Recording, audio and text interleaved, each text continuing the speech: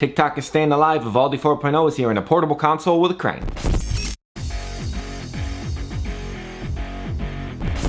How's it going, everybody? This is Dave LeClaire with MUO Tech Bytes, and it is time to take a look at the biggest tech news from the last 24 hours.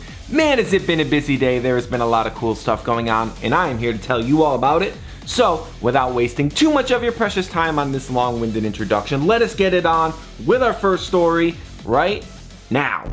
There's one thing we learned during Trump's tenure as president of the United States is that he was not a fan of TikTok or WeChat, and he did everything in his power to get those apps banned. They managed to stay alive, but they were certainly walking on the edge. But now that has changed, as Biden's administration has decided that they are going to drop Trump's bans on the apps and instead go into more of an investigation mode where they're going to look at exactly what TikTok and WeChat are doing, but they're not going to actually ban them. So for the time being, you will be able to continue enjoying TikTok and WeChat if you are in the United States without any issues. Biden's executive order states that the US must protect against the risks posed by apps that are owned by a foreign adversary, and it calls for the Secretary of Commerce and the Director of National Intelligence to investigate their threat, meaning that they're going to take a close look at TikTok and WeChat to make sure that there's nothing shady going on behind the scenes. But as long as everything remains above board, we will be able to keep using TikTok and WeChat, which is cool. Personally, I'm not a WeChat user, but I do enjoy watching some funny videos on TikTok. Of course, with the rise of services like YouTube Shorts and Instagram Reels, there are plenty of other ways to get those quick videos in.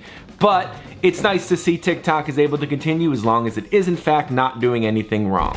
And moving on to our next story, there's a new version of Vivaldi browser coming. It is called Vivaldi 4.0, and with it comes 4 brand new features that are designed to move the browser more in line with its competition like Google Chrome and Mozilla Firefox. You're gonna get Vivaldi Translate, Vivaldi Calendar, Vivaldi Mail, and a Vivaldi RSS reader. And like all things Vivaldi, there's a heavy focus on privacy with each of these new features. So in Vivaldi Calendar, for example, you will be able to keep track of your dates and your appointments, but they will not be shared with anybody. They are for your eyes only. When you move on to Vivaldi Translate, everything you translate in the app is not stored, so you will be able to get your translations, you'll be able to look at a website, translate it from one language to another, and there will be no record that this translation has occurred. Whereas with Google Translate, Google keeps a record of pretty much everything you do involving Google. As far as Vivaldi Mail goes, it is private as well, so you won't have to worry about anybody snooping in on your emails. It is secure and it is private. And then onto the RSS reader, there's no bull that comes with the other RSS readers, so that means you're not going to have any of those sponsored posts that are nothing relevant to what you subscribe to. You subscribe to a bunch of tech sites like MUO.com,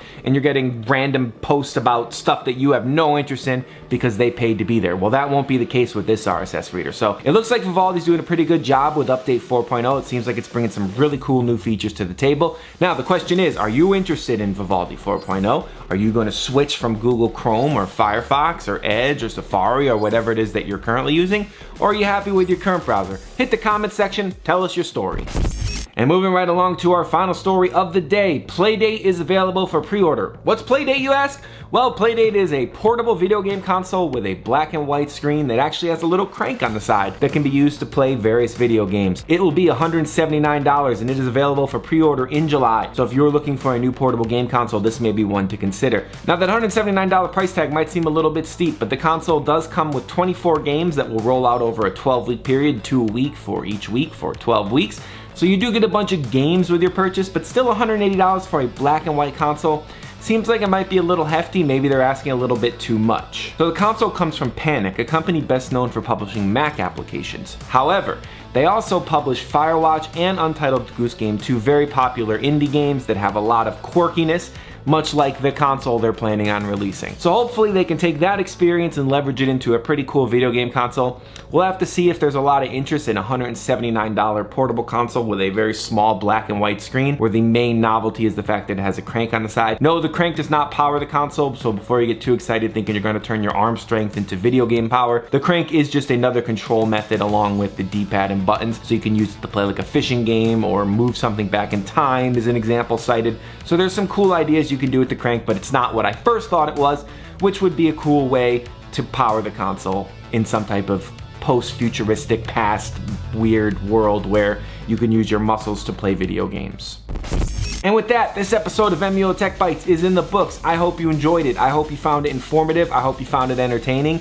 I hope you will subscribe to MUO's YouTube channel because we are now putting out short episodes of Tech Bytes as the news happens, along with the full episode at the end of the day. So if you want to know the latest in the world of technology news, make sure to subscribe because we will be posting stuff all the time. And I will see you guys in the next episode.